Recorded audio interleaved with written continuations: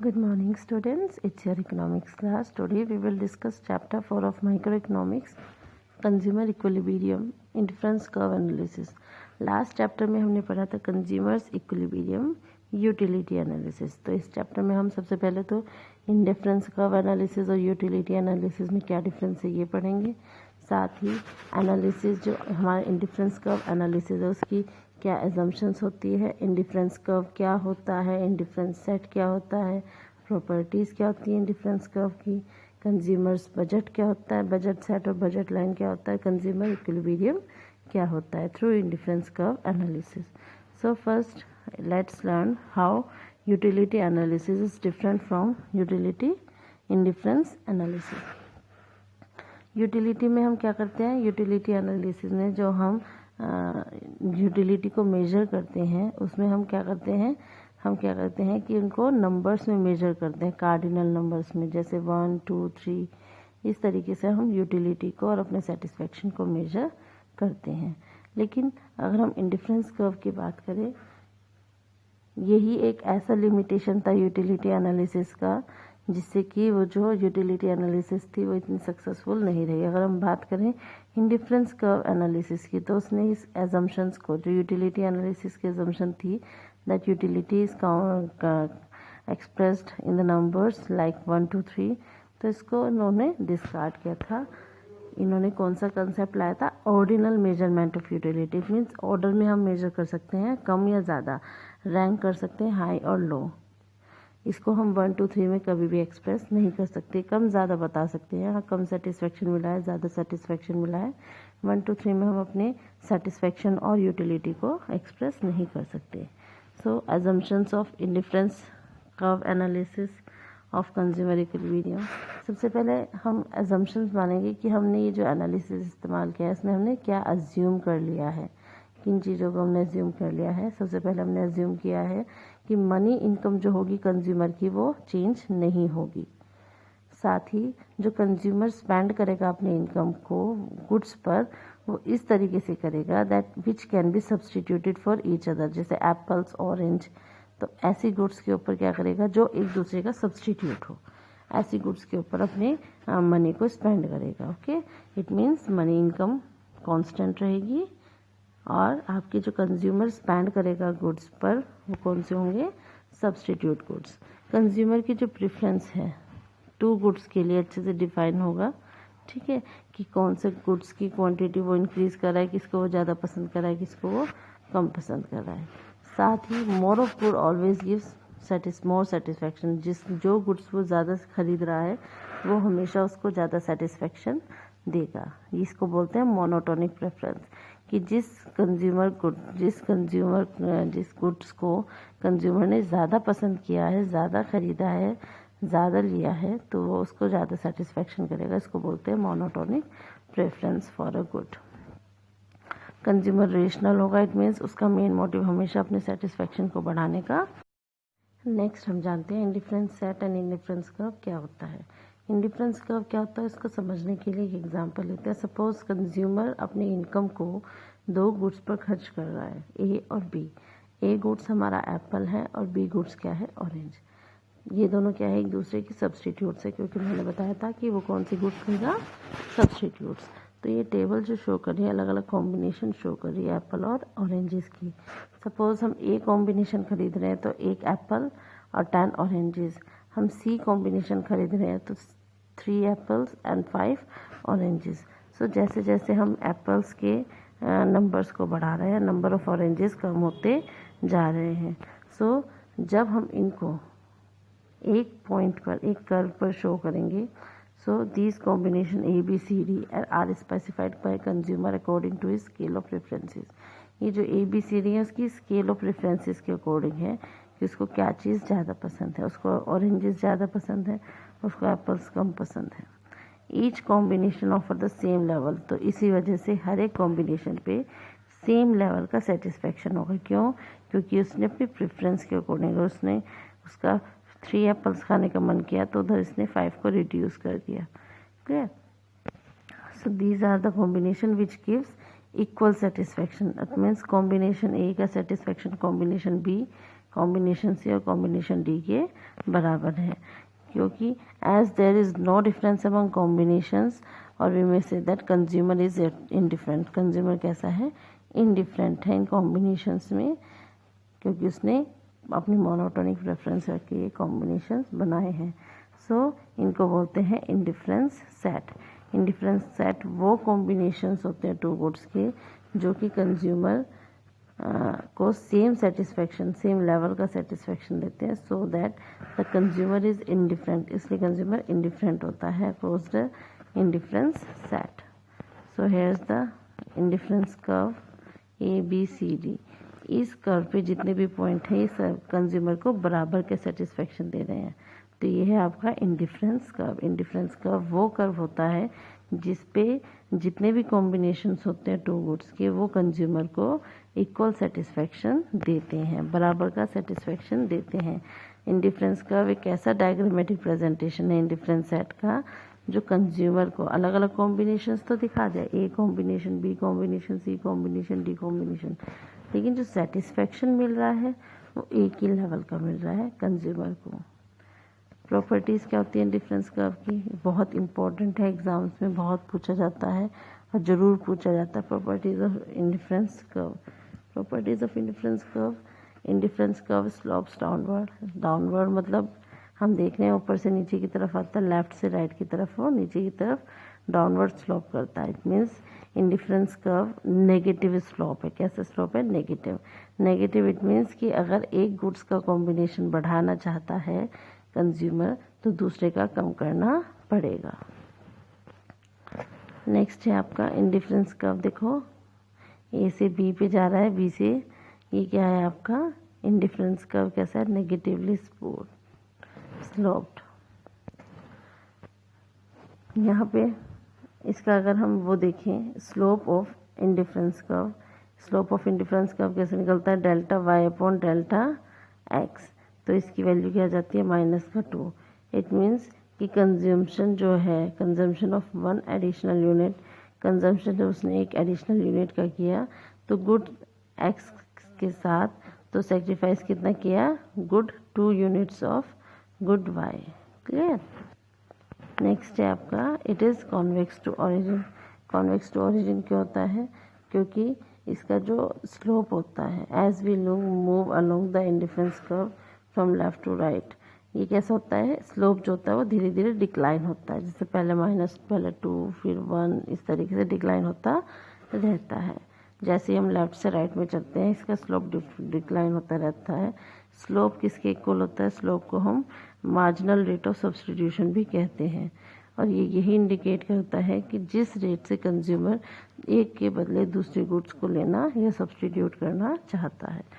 MRS क्या है? कि जिस रेट से कंज्यूमर एक गुड के बदले दूसरे गुड को सब्सटीट्यूट करना चाहता है, या फिर अगर कंज्यूमर एक गुड को सेक्रीफाइस कर रहा है, किसके लिए कर रहा है? वो दूसरे गुड्स को गेन करने के लिए। तो MRS जो होता है डिक्लाइन होता है। MRS क्या होता है?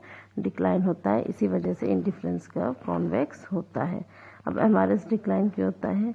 क्योंकि जैसे जैसे हम एक गुड एक्स की क्वांटिटी को क्या करेंगे? कंज्यूम करेगा कंज्यूमर, तो उसकी डिज़ायर है गुड एक्स की मतलब खरीदने की जो है वो डिज़ायर जो है वो कम हो जाएगी। मान लो हम एक सामान बार बार खरीदें तो क्या हम वही डिज़ायर रह जाएगी, हर बार खरीदेंगे? नहीं, उसके बाद हम उसको कम खरीदना शुरू कर देंगे। सो दैट्स वाई हमारा जो MRS है वो डिक्लाइन होता है। तो इट मीन्स क्या है कि जब गुड एक्स कंज्यूमर बार बार खरीदेगा तो उसकी बार बार खरीदने की वजह से उसकी जो डिज़ायर है वो कम हो जाएगी, फिर वो गुड एक्स को फॉल कर देगा, गुड एक्स ज़्यादा नहीं खरीदेगा। क्लियर? या फिर अगर हम गुड वाई की बात करें, अगर वो ज़्यादा से ज़्यादा गुड वाई खरीदता है तो गुड वाई की इंटेंसिटी जो है, डिज़ायर जो है वो कम हो जाएगी, जिससे कि वो गुड वाई का कंजम्पशन कम कर देगा। एक का कंजम्पशन कम करेगा तो दूसरे का बढ़ाएगा, इसलिए MRS जो होता है वो नेगेटिव होता है।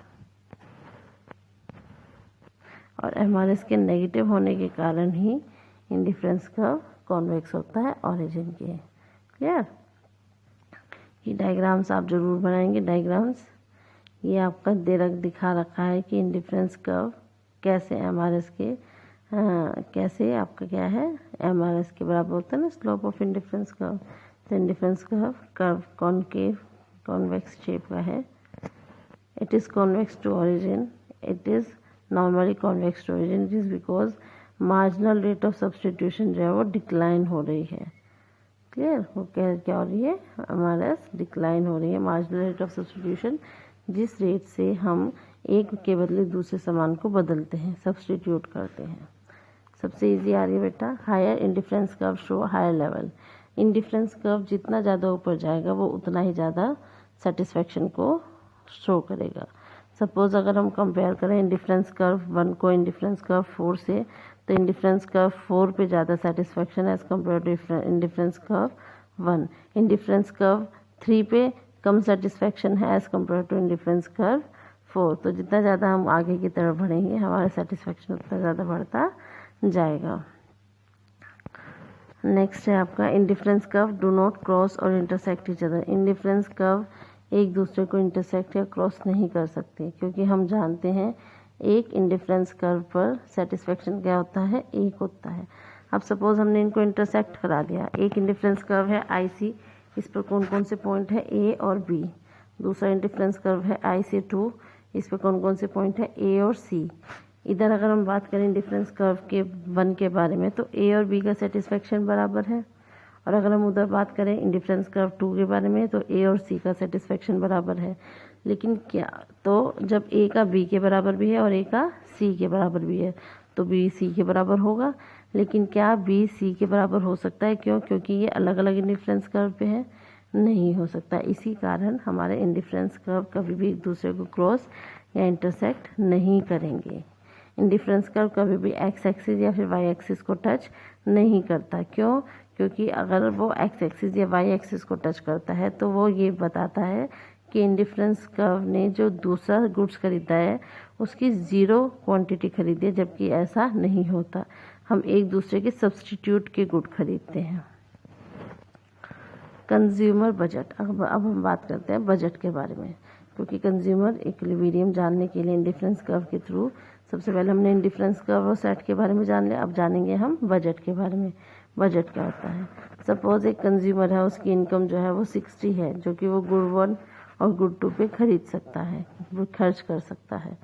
अज्यूम कर ले हमने प्राइस जो है गुड का वो 1, गुड 1 का प्राइस 2 है और गुड 2 का प्राइस 1 है।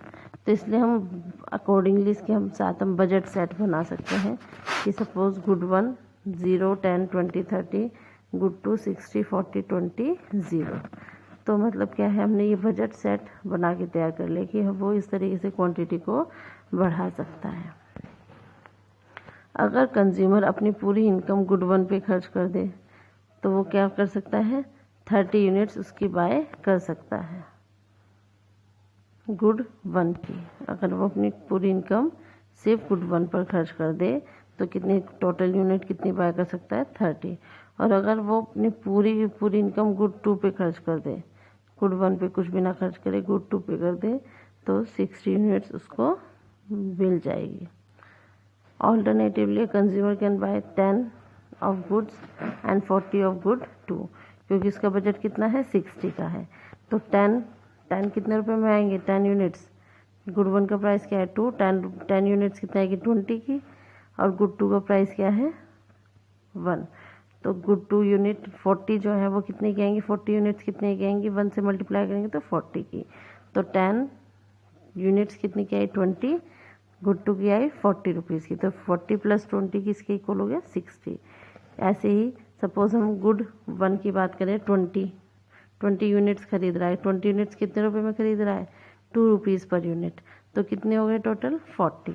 और अगर हम बात करें गुड 2 की, तो इधर ये कितने में खरीद रहा है, 1 में। गुड 2 का प्राइस क्या है, 1 है। तो 20 की 1 से मल्टीप्लाई करें तो कितने की खरीदी, 20। 40 + 20 = 60। इट मीन्स बजट क्या है कि 60 रुपये की उसकी इनकम है, तो वो 60 रुपये के अंदर ही खरीद सकता है, 60 के बाहर उसकी कैपेसिटी नहीं है, या तो वो पूरी इनकम खर्च कर दे। तो जब हम ऐसे सेट बनाते हैं जिसमें वो पूरी इनकम खर्च कर देते हैं, वो होता है आपका बजट सेट। तो बजट सेट रेफर टू वो पॉइंट्स, वो कॉम्बिनेशंस, टू गुड्स के वो कॉम्बिनेशंस जिसमें प्राइस और इनकम कंज्यूमर की गिवन हो। बजट सेट की जो इक्वेशन होती है, price multiply by quantity of good 1 plus price of good 2 multiply quantity of good 2। ये या तो आपका, और y क्या रिप्रेजेंट कर रहा है, इनकम। ये या तो आपका इनकम से कम होना चाहिए या इनकम के बराबर, लेस देन और इक्वल टू का मार्क लगाए ना। ये क्या होना चाहिए, या तो आपकी इनकम से कम होना चाहिए या फिर बराबर होना चाहिए। जैसे आपका ये है ये क्या है, price of good 1 multiply by quantity और units of good 1 plus price of good 2 multiply by quantity और यूनिट्स ऑफ गुड 2। और ये क्या, किसको शो रिप्रेजेंट करता है बेटा, इनकम को। किसको, इनकम को रिप्रेजेंट करता है। तो ये क्या हो गया हमारा, या तो हमारा बराबर होना चाहिए, या तो जो हमने, ये हमारा क्या, दोनों चीज़ क्या रिप्रेजेंट करते हैं मिला करके, जो हमने एक्सपेंडिचर किया है, जो हमने टोटल खर्चा किया है। ये क्या है कि ये हम खर्च कर रहे हैं, ये हमारी इनकम है। तो हमारे खर्च कैसा होना चाहिए, या तो इनकम से कम होना चाहिए या फिर इनकम के बराबर होना चाहिए। ठीक है। नेक्स्ट है आपका बजट सेट। बजट सेट को बजट कांस्टेंट भी बोलते हैं। अगर आपको बोलते हैं डिफाइन बजट कांस्टेंट, तो आपका वो बजट सेट ही है। बजट कांस्टेंट क्यों बोल रहा है, क्योंकि लिमिट शो कर रहा है जिस तक एक कंज्यूमर 2 सेट्स ऑफ गुड्स खरीद सकते हैं। एक लिमिट शो कर रहा है कि इससे बाहर ये अपनी कोई भी सामान नहीं खरीद सकते, इनकी लिमिट इतनी है, इनकी इनकम इतनी है, तो ये इतना ही सामान खरीद सकते हैं, इसलिए इसको बजट कांस्टेंट बोला है। तो ये हमारी बजट लाइन बनती है। ये एक्स एक्सिस और वाई एक्सिस को टच कर सकती है। क्यों, क्योंकि कंज्यूमर ऐसा भी हो सकता है कि सारी की सारी पैसे जो है वो गुड 1 पे खर्च कर दे, या फिर सारे के सारे पैसे वो गुड 2 पर खर्च कर दे। अगर वो सारी इनकम अपनी गुड 1 पे खर्च कर देगा तो गुड 2 0 खरीदेगा। ठीक है। और अगर सारी की सारी इनकम वो गुड 2 पे खर्च करेगा तो गुड 1 0 खरीदेगा। So this is your budget line. अब क्योंकि कंज्यूमर की जो इनकम थी 60 थी, तो गुड 1 की सिर्फ 30 यूनिट्स खरीद सकता था और गुड 2 की 60 यूनिट्स खरीद सकता था। और साथ में अदर पॉसिबल कॉम्बिनेशंस भी थे जो हमने लाइन पर दिखाए थे, जैसे 10 और 20 का कॉम्बिनेशन, 10 और 30 का कॉम्बिनेशन, 20 और 20 का कॉम्बिनेशन। सो ये हमारे कॉम्बिनेशंस थे। अब price line, A B line को प्राइस लाइन क्यों कहा गया है। अब स्लोप ऑफ प्राइस लाइन क्या होता है, स्लोप ऑफ प्राइस लाइन होता है price of good 1 divided by price of good 2। ये हमारा क्या होता है, स्लोप ऑफ प्राइस लाइन। और प्राइस लाइन को ही बजट लाइन कहते हैं। बजट लाइन प्राइस लाइन एक ही बात है। अब ऐसा क्यों कहा है, सिर्फ ए बी लाइन जो हमने ड्रॉ की है पीछे, उसको बजट लाइन क्यों कहा है, प्राइस लाइन क्यों कहा है, क्योंकि ये शो कर रहा है कि 30 यूनिट्स वो गुड 1 के खरीद रहा है, जो कि बराबर है 60 यूनिट्स ऑफ गुड 2 के। It means price of good 1 is equals to price of 2 units of good 2। अगर हम 30 की बात करें, 30 यूनिट एक की है तो दूसरे की 60 है, तो दूसरे की यूनिट कितनी, उसकी डबल है। तो इट मीन्स हमारा क्या है, प्राइस जो है वो एक की जो मतलब प्राइस है वो दूसरे के प्राइस के 2 टाइम्स है। 2 यूनिट्स उसकी, 2 टाइम्स यूनिट उसकी ज़्यादा हम खरीद सकते हैं। इट मीन्स क्या है कि प्राइस डिवाइडेड बाय प्राइस 2। तो ये हमारा क्या है, slope of budget line. Budget line and attainable और non attainable combinations. Budget line attainable और non attainable combinations means feasible और non feasible. It means feasible जो वो खरीद सकता है, नॉन फिजिबल और नॉन अटेनेबल जो वो खरीद नहीं सकता। अगर हम प्राइस लाइन, तो जितना भी एरिया बजट लाइन के अंदर है वो सारे कॉम्बिनेशंस खरीदे जा सकते हैं, लेकिन जितने भी एरिया, जो ग्रीन पार्ट का एरिया है जो बजट लाइन के बाहर है, ये कॉम्बिनेशंस हम नहीं खरीद सकते। तो ये हमारे क्या है, नॉन फिजिबल और नॉन अटेनेबल कॉम्बिनेशंस। अब कंज्यूमर सिर्फ वही कॉम्बिनेशन अफोर्ड कर सकता है जितने की उसकी इनकम है, इनकम से बाहर तो नहीं कर सकते ना। नेक्स्ट है slope of budget line. It is equal to delta Y upon delta X, और delta Y upon delta X किसकी इक्वल होता है, P1 upon P2। Slope of budget line क्या होगा, P1 upon P2, Px divided by Py, मतलब price of good X and price of good Y, दोनों के price को डिवाइड कर दो तो हमारे पास क्या हो जाएगा, आपका स्लोप ऑफ बजट लाइन आ जाएगा। It must be noted that the slope of price line is constant. Slope जो होता है प्राइस लाइन का वो कॉन्स्टेंट होता है। क्यों, क्योंकि प्राइस लाइन एक स्ट्रेट लाइन होती है। क्लियर, प्राइस लाइन कैसी होती है, एक स्ट्रेट लाइन होती है। क्यों, क्योंकि गुड एक्स और गुड वाई के जो प्राइसेस हम लेते हैं वो कांस्टेंट होते हैं मार्केट में। क्लियर, प्राइस तो चेंज नहीं होते। Budget line slopes downward, budget line कैसे होते हैं? Slopes downward. इट मीन्स वही है कि अगर गुड एक्स हम ज़्यादा खरीदेंगे, गुड वाई को हमें सेक्रीफाइस करना पड़ेगा। बजट लाइन शिफ्ट भी कर सकती है। बजट लाइन कब शिफ्ट करेगी? जब कंज्यूमर की इनकम बढ़ जाएगी। ठीक है, कंज्यूमर की इनकम बढ़ गई तो बजट लाइन शिफ्ट कर गई। मान लो इनकम कंज्यूमर की क्या हो गई? कम हो गई, तो भी बजट लाइन शिफ्ट करेगी। अब अगर इंक्रीज होती है कंज्यूमर की इनकम तो बजट लाइन राइटवर्ड शिफ्ट करती है, और अगर डिक्रीज होती है कंज्यूमर की इनकम तो बजट लाइन लेफ्टवर्ड शिफ्ट करती है। दीज आर, यहाँ पर हमें एक इलस्ट्रेशन दे रखा है। When income is 60, when income is 120 and when income is 30। तो जब इनकम 60 होगी तो हमारी जो बजट लाइन पहले बनी थी वो बनेगी A B. When income is 120, income जब 120 होगी तो हमारी जो बजट लाइन होगी वो शिफ्ट कर जाएगी, वो कौन सी बनेगी? C D. और जब हमारी इनकम 30 हो जाएगी, कम हो जाएगी, तो हमारी बजट लाइन ई एफ बनेगी, मतलब वो लेफ्टवर्ड शिफ्ट कर जाएगी। जब इनकम इंक्रीज होती है तो राइटवर्ड शिफ्ट होती है, जब इनकम डिक्रीज होती है तो लेफ्टवर्ड शिफ्ट होती है बजट लाइन। तो बजट लाइन रोटेट भी कर सकती है। बजट लाइन रोटेट कब करेगी? बजट लाइन रोटेट भी कर सकती है कब? जब आपके जो प्राइस हैं वो चेंजेस होते हैं। जैसे मान लो सपोज हमारा प्राइस ऑफ गुड एक्स कम हो गया। जब प्राइस ऑफ गुड एक्स कम हुआ तो हमने क्या किया? गुड एक्स की ज़्यादा क्वांटिटी खरीद ली। तो हमारी कर्व जो थी पहले ए बी थी, लाइन जो थी, अब हमारी बजट लाइन क्या होगी? A B R. It means कि बजट लाइन हमारी आगे की तरफ रोटेट हो। रोटेट जब एक पॉइंट तो वही रहता है और दूसरा पॉइंट बदल जाता है, तो वो उस तरीके से रोटेट मानते हैं। अगर पूरी की पूरी लाइन शिफ्ट हो रही है, पूरी की पूरी लाइन नहीं बन रही है, तो वो क्या है? आपकी शिफ्ट होती है। ठीक, रोटेट जब एक पॉइंट तो वही रहता है। जैसे गुड वाई का ए पॉइंट था तो ए ही रहा, लेकिन बी से बी आर इंक्रीज हो गया। क्यों? क्योंकि इसके प्राइस कम हो गए। प्राइस कम हो गए तो क्या हुआ? अपनी अब ज़्यादा क्वांटिटी खरीद सकता है। सपोज गुड एक्स के प्राइस फॉल हो जाए तो बी पॉइंट तो वही रह गया, एक्स का पॉइंट, एक्स की क्वांटिटी तो वही रही, तो गुड वाई की क्वांटिटी वो इंक्रीज कर देगा ए से ए आर की तरफ। तो नई लाइन क्या बन गई? ए बी से नई लाइन कौन सी शिफ्ट रोटेट होके बन गई? स्टूडेंट्स, जब बजट लाइन रोटेट कब करेगी? जब प्राइस एक कमोडिटी के चेंज होंगे, प्राइस चेंज होंगे एक कमोडिटी के, तो हमारी बजट लाइन क्या करेगी? रोटेट कर जाएगी। क्लियर? नेक्स्ट है हमारा कंज्यूमर इक्विलिब्रियम। अब कंज्यूमर इक्विलिब्रियम क्या होता है? हमने ये तो पता है हमें कि कंज्यूमर इक्विलिब्रियम वो एक लेवल होता है जहाँ पर कंज्यूमर का सबसे ज़्यादा सेटिस्फेक्शन होता है और कंज्यूमर अपने आप को सबसे ज़्यादा सेटिस्फाई करने की कोशिश करता है। तो इसमें अगर हम बात करें in terms of indifference curve, अब दो कंडीशंस हैं। कंज्यूमर का सेटिस्फेक्शन ज़्यादा हो सकता है, उसके लिए दो कंडीशन है। सबसे पहला कि जो स्लोप होता है इंडिफरेंस कर्व का, इंडिफरेंस कर्व का स्लोप हमने पढ़ा था ना, मार्जिनल रेट ऑफ सब्सटीट्यूशन का होता है, marginal rate of substitution.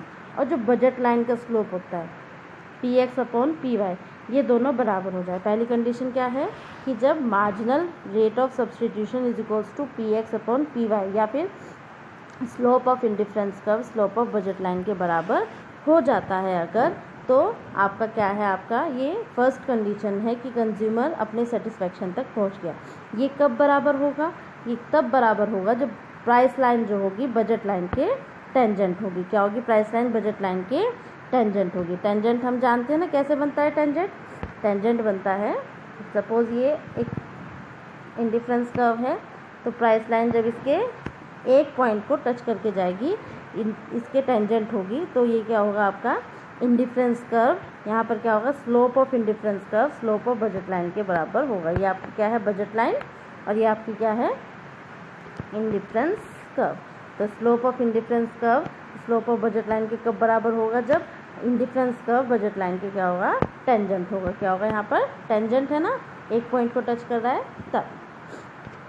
Next है when indifference curve is convex at the point of origin.